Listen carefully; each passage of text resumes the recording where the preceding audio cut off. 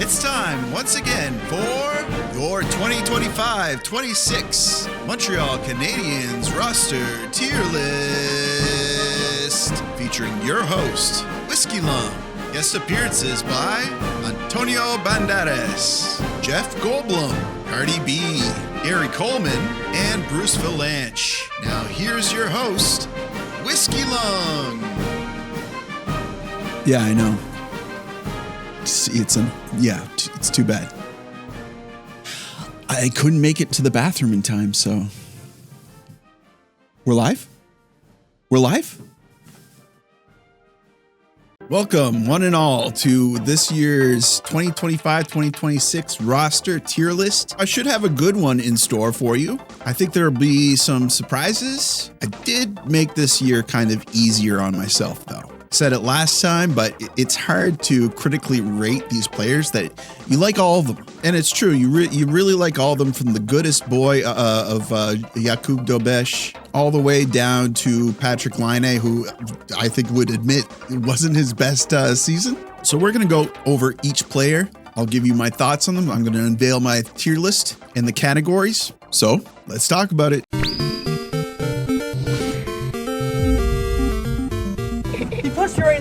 He punched me right in the head. So I was going to wait until later in the summer to do a video like this, but I think that this sets like a good foundation for future videos. I wanted to do a video about how the Montreal Canadiens can reshape their defensive lines. And I think that it relied a little bit on you being on the same page as me, or at least thinking where my mind is at, knowing where my mind is at. So I thought of what better time to introduce, not this.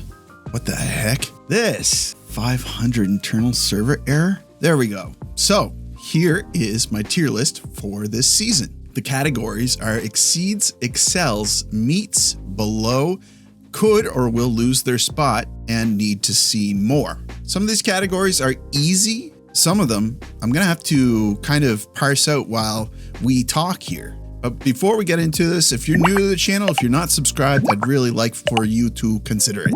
We're approaching 26,000 subscribers. Can we do it? Viewers drop off at this time of the year. It could be a struggle to do it before the end of summer, but we really don't need that many more. Everyone else, don't worry about it. Hit the like button, comment below, share with a friend. It all helps. So how do you escape a prison made out of chocolate? One bite at a time. Let's move through these players. I think I've got everyone here. And stick around until the end, because I might have a fun game for you and a way for you to participate. Josh Anderson. No doubt that Josh Anderson was extremely clutch during the playoffs. In the Carolina series, he kind of ran out of answers, but that might be a little bit due to wear and tear. There's conflicting reports on that. Were they all banged up? Were they 100% like Juraj Slafkovsky said? I think I side with what some of the analysts said and chose to believe that they are banged up, but they took the high road. They didn't blame it on that. It wasn't an excuse.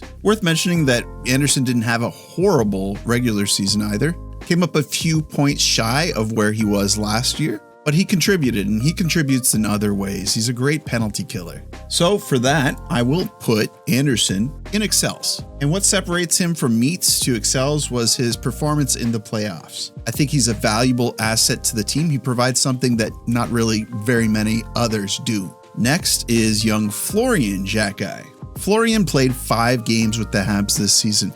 He registered his first NHL point, and he demonstrated that he can bring a lot of energy and set the tone on the ice. Still, need to see more. Owen Beck played 15 games with the Habs this season. I think at this point, if Beck was on another team, even a team that's composition is just different than the Habs, but maybe at the same developmental state, Beck might crack the regular lineup. But he's still developing. He's still young, 22 years old, I believe. And I think we'll see more from Beck. I just don't know what his future will hold, but we might get to that. For now, I'm not going to cop out. I'm actually going to put him at meets. He scored his first NHL goal after like several being called back. And he got a fair kick at the can. It's still not his rookie season. So I feel like saying that I need to see more is like, what, you saw 15 games in the NHL. What else do you really need to see? So let's put him at meats. Alexandre Carrier. He caused more than a couple of headaches this season for the fans at large. However, I think he performed really well in the playoffs. Just maybe not the way, he was good defensively, but offensively, he stood out. He got a goal, I think 6 assists. Yeah, he performed some really important offensive strikes in the playoffs. He also had a great season during the regular season in terms of offense. He scored 7 goals, which is more than half of his total goals in his entire career. He's played 9 seasons. But I do worry about whether or not the Canadiens are already at a place where they could consider upgrading from Carrier. Still, with all the points that I mentioned, I have to put him at meats. We'll talk more about the big picture at the end and it'll make more sense. Cole Caufield. This is an individual where it's a Dr. Jekyll, Mr. Hyde type scenario. Self-admitted bad playoff performance from Caufield. He still managed to get points in there, but it wasn't off the back of his hard work necessarily. Still, an impressive regular season. And with his character and his work ethic, I feel like he will find ways to become a useful component during the playoffs. I will put Caufield in exceeds 50-goal season. Hadn't been done since 89-90. Stéphane Richer. Oliver Kapanen, another kind of controversial individual on the team, also did not perform that great in the playoffs. I think that Kapanen understands the pace of regular season, and he has good awareness. Like, he's always where you need him to be. He also has a decent shot, and it was his rookie season. He definitely overperformed from where you expected him to, if you really think about it. But he was leveraged by Ivan Demidov, by Juraj Slafkovsky, by Alex Newhook, by Kirby Dach. He was given a big opportunity and he did well. Could he have done even better? I, instead, this time will go somewhat conservatively and say that he met his expectations. But what is implied here is the bigger picture of where he fits on this team and what he could possibly do going into the future. Kirby Dach, I'm going to put him in could or will lose their spot. I think during the playoffs, he tried to demonstrate that he has the type of grit that the Canadiens need right now, but his lines were often ineffective. His spottiness during the regular season is also a concern. It's just, how much of it is bad luck and what I've said before, how much is it conditioning? Is he serious about this? Because I don't know if the Canadiens have the money to spend to make him more serious about it, if you know what I mean. So I rooted for him the whole time, but I think that they could find an upgrade. Dobesh drug the Montreal Canadiens into the third round. Without him playing the level that he was playing in the playoffs, there's no way. And then near the tail end of the season, he was playing out of his mind. He put his bid in for that crease and he owns it now. If Montembeault played even like regular okay hockey, does Dobesh still get the number 1 spot? I think so. Montembeault obviously had a really poor year. Actually, you know what? Where is he? I think the writing's on the wall. If he wants to, continue his career in the NHL, I think he needs new scenery because he had his opportunities once, twice, 3 times, and he wasn't able to get his grip back on the steering wheel. So he's lost the confidence in the room. I know that he's probably friends with the guys and they're going to miss him, but it's kind of like a reality and everybody should see this coming. If he could be offloaded, they're probably going to do it. But more on Jakub. I mean, he's fantastic. Since Marciano has taken over in the goalie coach role, Dobesh has just been so, his mechanics have been so tight. He looks great out there. He's not flopping over like you used to see him. He's not panicking. He's not overcommitting. He's seeing pucks well. His positioning's good. It's really, it was great to watch him play this season and in the playoffs especially. Philip Deneau. So I had concerns about them bringing on Deneau. What was their plan with him. Obviously, he fulfills very important roles on the team. The face-off dot is extremely important. But when they got into the playoffs, his veteran experience, his cool-headed play, and the way that he was able to implement himself into the culture and the ecosystem of the Canadiens was truly effective, and he just made them so much better. So for that, I am putting him with his buddy Anderson in excels. Jake Evans is another player who didn't have his best year, but is such an important role player on the team.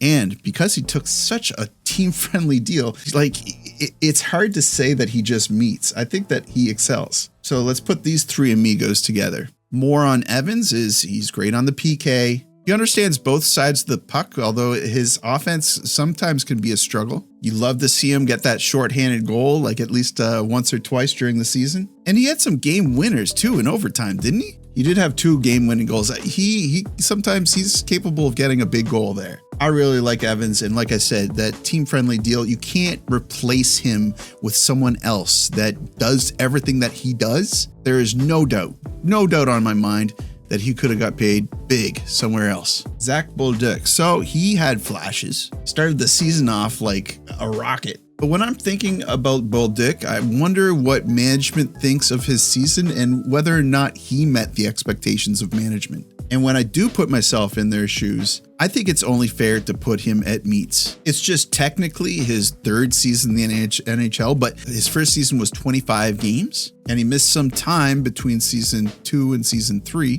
But in this, his 3rd season, technically, he achieved 30 points. Better than Anderson, better than Evans. And it's hard to say when you watch him play that he's not out there trying his hardest every shift. He's hard on the forecheck. He plays with a level of urgency, sometimes a little bit too much urgency. You know what I mean? Maybe he's got to grip the stick a little less hard. He's got to work on his pacing a little bit. His forecheck is good, but he gets in there. If he wins a battle, maybe he throws it away. That's how I would describe my criticism of Bolduc. Brendan Gallagher, oof. Tough season for Gallagher. Goals didn't come easy. He did okay for assists. It's obvious that he's slowing down, and it's obvious that the team could find an upgrade for him and certainly save some money in cap room as well. I hope that he finds his destination. It sounds like Vancouver might be the spot, but we talked ad nauseum about Gallagher. He's a lion. He puts his whole heart into the game, and he knows that his time is now. And he planted the seed to watch it grow. He'll just have to watch it from a different pasture. Caden Gooley, this is the first individual that I'm going to put below expectations, and some of you might be turning your head about this one. Caden Gooley played 31 games this season. He achieved, he played 39 games this season. He achieved 11 goals, 11 points. Oh my gosh. Okay, get all the mistakes out in one go here. 2 goals, 9 assists. He averaged under 20 minutes a night, which is the lowest in his career. And during the regular season, I was very critical of him. When he came back, I remained very critical of him, but I also excused him because I thought he was maybe dealing with the nagging pain of the injury he sustained. But then in the playoffs, I was very critical of how physical he was able to play. He wasn't always setting the tone out there, and he wasn't always making his opponents aware that he was on the ice, which is what I really would like to see from him. I think I had maybe too high of expectations for Gooley, and we might see him. A few moments later. I was rudely interrupted. Apologies for that. Where was I? Oh, Gooley. He was given a contract under the pretenses that he would be a top 4 defenseman in the pairings. Starting to slip a little bit. Everybody talks about the 2C, but it's sneaking up on them that the defense could probably use the improvements, and arguably they're easier to find. So your job, the security is not that great. Moving on, Alexandre Texier. This guy came in, he terminated his contract, said, I want to play hockey at the elite level. And he played a lot of hockey, and he played a lot of good hockey, especially considering how much he's being paid. He was worth his initial contract when he won that first shootout game, and he continued to earn his second contract when in the playoffs he had 4 goals, 4 assists, 1 game winner. I mean, this guy fills out the depth roles. He could fill out the middle 6, and he came in at a bargain. So I don't understand the criticism saying that they bought him too early. I think those are the people that can't see the future and how much contracts are going to be next season, let alone what we're already seeing for contracts. Texier has excelled in his role. Next, Lane Hudson. Lane the Pain Hudson. Miserable, overrated player. Nobody would want this guy on their team. And I'm just completely messing with you. He is elite. I can't believe what he has done for this team and his work ethic. S-tier hockey nerd. The competitiveness that he puts out every single game, regular season, postseason, doesn't matter. A crucial player to the team, one of the most important players, if not the most important player on the team. It doesn't necessarily all collapse without Hudson, but he is crucial. He's crucial for the team's success. And I don't know if you really have to say anything else. Like, obviously his puck handling skills, his protection, his quarterbacking, his IQ, his urgency, defensive qualities. He's really one of the better players in the league. I think you could exaggerate with just how important he is, but certainly top 10 defenseman in the league in terms of how important he is to his team. Easily top 5. Patrick Laine will be moving on, but it was a good stepping stone, and it lasted just as long as it needed to, I feel. I mean, maybe a little bit longer. But you know what? I think something was provided to Laine as well. I think this was an important part for him. Whether it just be that his confidence was rebuilt, whether it helped him understand his passion for hockey. It was a few years of repairing himself mentally, I hope, and physically. He has his shortcomings that I think are at this point might be hard baked, and it may be difficult to find him a spot on a team where he's truly, firing on all cylinders, important for the consistency of the team. But he's an incredible shot, and at the best of times, he could be hard to get the puck away from. I don't think that he can completely drive a line or anything like that offensively, but if he got to where he was 100% and he was playing his game and able to, meet expectations defensively, I think that he could be like a Cole Caufield type player on another team, maybe just not with as much positive upsides. Like a Cole Caufield mixed with like a Alexander Ovechkin type player. Mike Matheson. I am a staunch defender of Mike Matheson. He is the most versatile defenseman on the team. And I say that because he can play hard defensive minutes, sometimes over 30 minutes a game.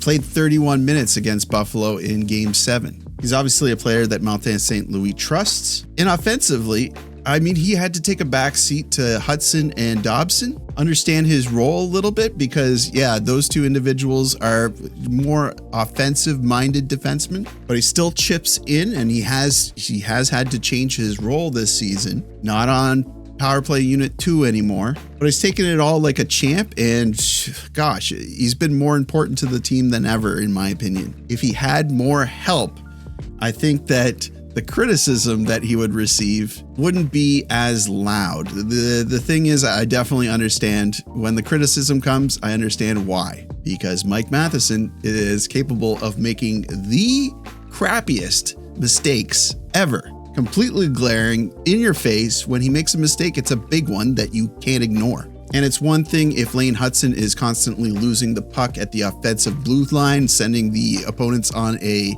odd man rush or on a breakaway, because for every 10 times that happens, Hudson quarterbacks like a power play that gets 10 goals. It's when Matheson is like in the defensive zone and he could easily clear the puck, but he's handling it and he turns it over. That's what kills me. Still, if you put this individual in meets, you're wrong. $6 million in this economy, scratching at 30 minutes a game, you can't find that. Alex Newhook, tempted to put into exceeds. I'm going to put excels. He was just incredibly great this year. I wish so bad that he did not get injured. He was on pace for his best regular season outing. and he performed incredibly in the playoffs. It was a little bit of a phenomena there. Like he really caught on. His best qualities is his speed, but these past couple of seasons, he's also demonstrated that he's good on the other side of the puck, playing good defensive minutes, chipping in on the penalty kill. So I just look forward to what he's able to do next season, where he slots in. Is there a space for Alex Newhook on the Montreal Canadiens? The interesting thing is his value's never been higher. Can the composition of the team use Alex Newhook on the third line and have a line that has an identity but is still able to leverage Newhook in the ways that it seems like he's developing into? I think Newhook's going to have to decide that. Juraj Slafkovsky, his playoffs were not great, but he continues to improve year after year. He scored 6 goals. He had 6 assists in these playoffs. One of those were a game-winning goal. And in the regular season, he surpassed 70 points. I suspect that was probably a goal that he was trying to shoot for. And another big component of those 70 points is that he scored 30 goals, 30 extra goals going in the net because of Juraj Slafkovsky. That's also a very important figure. He'll want to continue to improve, but as long as he's scoring over 70 points a season, especially if 30 of those are goals, I think that what he's doing and what he can fulfill in a role, that's right in the sweet spot. But a reminder, he's still just a baby, 22 years old, same age as Zach Bolduc. He's got a lot of growing to do, and I always look forward to his future. So I am putting Juraj Slafkovsky in Excels. Jayden Struble. Things might get difficult from here. If I toyed with the idea that Caden Gooley could be replaceable for an improvement, then certainly Jayden Struble could also be considered there. The thing is, how much extra do you want to spend on an improvement in that type of role? And when looking at the top 2 pairings, which would be Hudson, Dobson, Matheson, I think it's obvious that there's another right shot defenseman that needs to be implemented into the top 4, and that certainly isn't Jayden Struble. He's a left shot defenseman, but has been used a lot next to Lane Hudson. Is that what they want to continue doing? Doesn't sound like Martin St. Louis wants to continue doing that. So then where's the redundancy? Is it with Struble? Is it with Gooley? Is it with Arber Xhekaj? Arber Xhekaj had another season where he didn't necessarily improve on the stat sheet, but he provides something that no one else on the team can really match. He's unique in that way. And we've heard Kent Hughes and Jeff Corton say so many times that they hate redundancies. Is that Arber Xhekaj's plot armor, you think? So for Arber Xhekaj, I'm going to show my bias a little bit here and say that he came in below. I wouldn't necessarily say that he's on the chopping block. I think he's important for the composition of the team. And his contract is up this summer. He's expecting a new contract. After a year of not doing as well as you did previously, I think you can get him signed for a very palatable amount and have him as a utility player. Nick Suzuki is going to be an exceeds for me. Incredibly important to the team captain clutch. He is the cool, steady heartbeat of the team. He's not outspoken. I don't think that he's that type of leader. I think he's a lead by example type leader, but you see it. Yeah, you see it in his actions. He finished with over 100 points this season. He was awarded the Selke. It was an incredible season for Nick Suzuki. When it got to the playoffs, he was not the game changer that I would hope he would have been, but he played a lot of hockey this year.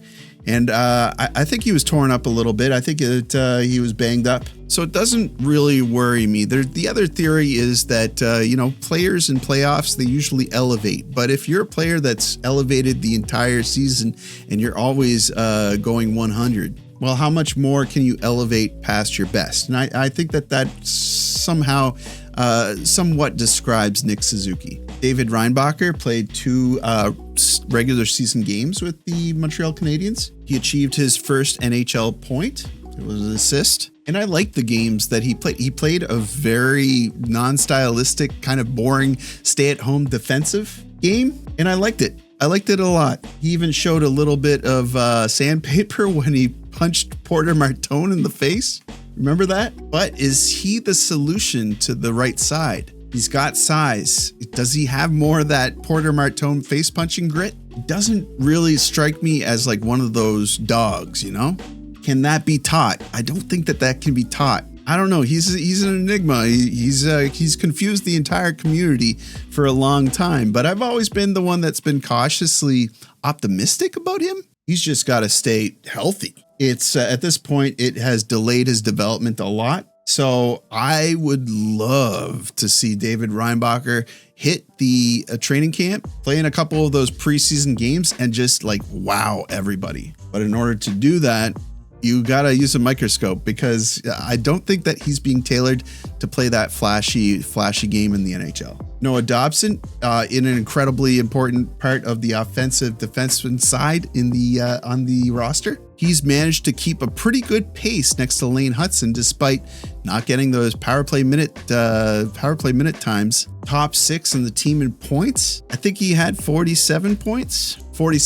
Now imagine if he was on power play 1 the entire season. You could easily add an additional 10, 15 points. Yeah, he's a deal at what they got him at. Ivan Demidov's rookie season. Demidov. I hesitate to put exceeds because there were a lot of expectations for poor Demidov, but I will put excels. I mean, he finished first in rookie points. That's pretty much all you got to say. It's apparent that the NHL calculator, the NHL computer is there. I think he needs, experience and time to develop his skills to the pace of the NHL. He also needs more support on his line. If he had another player that was his caliber, we saw what he could do with Slavkovsky. I think that it would be easy pickings for him. I think he would do a lot better with a center that can take care of some of the work for him. Excited to see what he's able to do next season. He's staying in Montreal over the summer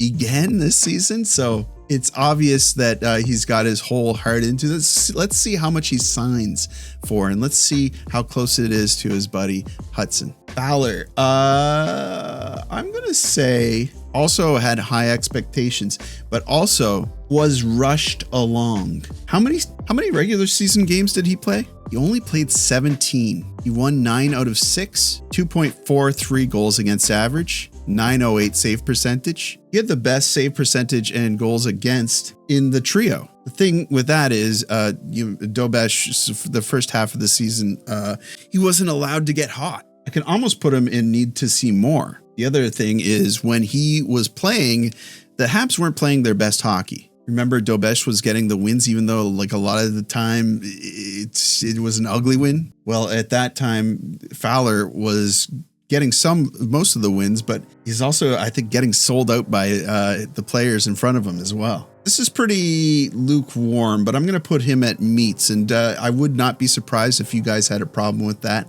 because mechanically, he looks very good out there. And I think that the problem is a little bit that he was sold down the river. Plus, this doesn't even count as his rookie season. He didn't play enough games. Joe Veleno, oh my gosh. He had, near the end there was some games where I was like, okay, I can see how he brings something unique to the team, and that he could be good in a defensive forward role. And then there were moments where he was just putting his whole heart into it, and he was really forechecking well, and he was making his opponents turn over pucks, and he looked good for a little bit there. But it never lasts, and he never gets rewarded for it. What's his cap hit? League minimum, right? If you made me choose a player, or at least if you made me choose a player that seems realistic to have as like a 13th forward, I think that Joe Veleno could be that. So I don't know what they do with him. But with Doc, Gallagher, Laine, with all those guys potentially leaving, they either need to give like Beck or somebody a chance. You got to roster the team. Does Veleno make the cut at the expectations you have for him and what he's able to provide? It's tough because he played adequate minutes, but when he did play, his lines got beaten up quite a bit. Somehow this is like one of the more difficult choices, and it's freaking Joe Veleno. I would say he performed at expectations, honestly. And yeah, they might want to keep him as like a ripcord player. What management needs to do is go out and fill some holes and give, one prospect the opportunity or something like that. Veleno could sit around as the 13th forward if that prospect is having difficulty or, they need some rest or whatever. Yeah, I kind of like that. And then finally, Engstrom, often theorized as being potentially a trade chip. The time he spent in the NHL this season was thought of as perhaps a showcase. He was literally just announced to the AHL top prospects team as I'm doing this video. Just like Beck, he played 15 games this season, got his first NHL point. He was sheltered. He was pretty sheltered when he did play, but I can only remember like one mistake where I was really like kind of yelling at him through my TV. So I think he did good, and he was able to show, he wasn't able to get rewarded, but he was able to show a little bit of his offensive flair that he does have, but has been cautioned about developing those skills. Because if he wants to find a way to this current roster, it would be by being a more defensively sound player and less so a offensively. So those spots are all soaked up, buddy. But yeah, left shot defenseman, prospect. I don't know how he finds his seat unless a couple more defensemen lose theirs. And I just don't see how that happens. So in a lot of ways, I think that the writing is on the wall for Adam Engstrom. And it's not because he's a bad player. I think he's a great prospect. So this is a big guess and it's kind of unfair, but I'm going to put him in could or will lose their spot. I think he's just such a great trade bait player. And I know for sure that there will be a trade. I think 2 trades over the summer. Management will be viciously looking for a top 6 forward. If that's a second line center, I mean, that makes the most sense, but does it economically? And then on the back end, they should find a reliable right shot defenseman that can play on the second pairing next to Hudson. And that's kind of a unicorn too. A right shot defenseman who's big, plays an annoying style of physical hockey, because I think that the way that Lane Hudson has to play his defensive game, it's man on man, but it would be really neat if Lane Hudson was chasing his opponents, playing a hybrid style defense. And if the puck got low and Hudson brought the puck towards his partner, well, maybe that hybrid style asks for his partner now to pick up that guy and play the physical game against him. I just feel like there's a marriage somewhere in there that could work out. And what happened against Carolina could be not a problem anymore. So I had to go take a break and barbecue some schnitzel, hot dogs, hamburgers, Oktoberfest sausage, and I'm back and I got barbecue brain. I can't remember where we left off. This is a big video. You better be hitting that like button. Let's look at this tier list again through a set of refreshed eyes. I like exceeds. Looking at excels, I'm feeling pretty critical. I could probably put Anderson into meats and Evans into meats, but I'll leave them there. Why did I put Veleno in meats again? Oh, I suppose he gets paid so little. Yeah, he's in a way a bargain player, but geez, goals against on his line, really, it concerns me. I think this is fair. I think that I'll probably get called out about Gooley, but I think that you're giving him a little bit too much leniency about coming back from an injury and not living up to the expectations that we had of him even last year. They could re-sign Doc for like a decent price. Did he demonstrate to management that he's capable of doing the things that they want from him? That's where it's going to land. Did he meet his performance reports? Oh, that's right. I had Struble in it. Honestly, maybe one of these two stays. Does Struble have any stock? Could he be a trade asset? I think Engstrom continues to be the stronger trade asset. Struble might be at below or meets, depending on whether or not they want to go out and get 2 more defensemen. I mean, it's possible, but or Struble and Engstrom both move and Reinbacher has a good training camp and he makes it to the team. Could Xhekaj and Reinbacher share the 6th spot? Xhekaj did play with Gooley. That's a possibility. That's a possibility right there. You're starting to see how I'm shaping this out, and hopefully you're kind of understanding where I'm coming from, because I'm going to start speaking like this is what I plan for the Canadiens to do in the near future. And it's to move Montembeault, Gallagher, allow Laine to go to free agency, potentially move Struble, potentially move Engstrom. They could re-up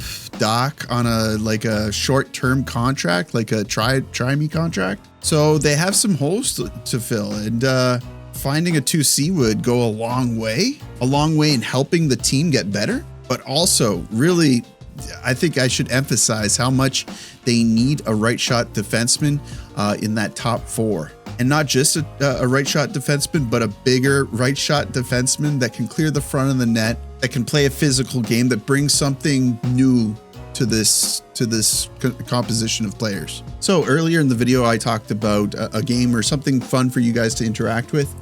I'm going to share this tier maker list in the description of this video. I want you to go in and fill out your own tiers, and I'm going to check it out. I'm probably going to do a community post on it. So take a look at that. That's going to do it for me though, guys. Oh my God. Just what do you think? This is probably like a 40-minute long video. I still have to edit it. I cut a lot of stuff is left on the cutting room floor. I've thought about doing like a director's cut or just like a unedited version of my videos for members, but it's not a good product. So I'm hoping you enjoyed that. Whether or not you watched this entire video, whether or not maybe you listen to it in like a podcast style.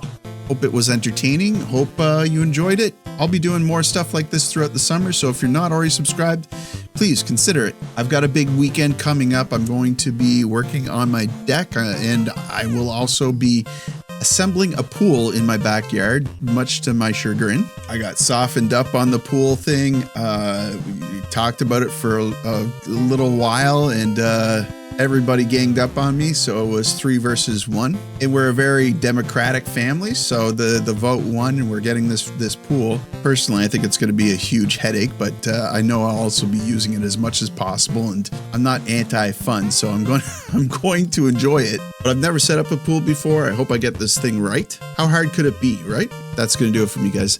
You know what to do. Like the video. It helps me out with, I don't know, search results or something like that. Subscribe if you're not already subscribed. I would love to have you. And as always, I will see you down in the comments.